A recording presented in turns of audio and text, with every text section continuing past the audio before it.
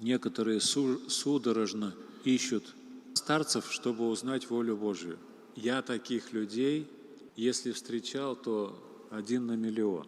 Да, я могу сказать, что наверняка, вот я был в Америке, в Аризоне у старца Ефрема. Я согласен, что старец Ефрем мог знать волю Божию, потому что он был в духе. Но вот так навскидку, вот сейчас меня кто-то спросит, а куда мне поехать, в какой монастырь, чтобы узнать волю Божию? Извините, я не посоветую, потому что я боюсь ответственности. Я посоветую вам поискать трезвого духовника, который не скажет вам волю Божью, а который вам скажет: давай в связи с тем, что мы с тобой, как котята в темном лесу, будем осторожны, молиться Богу, и Он обстоятельствами жизни как-то сам покажет свою волю. Будем пробовать сюда, раз Господь останавливает. Но это не значит, что совсем руки опустить. Но Господь обстоятельствами жизни покажет свою волю.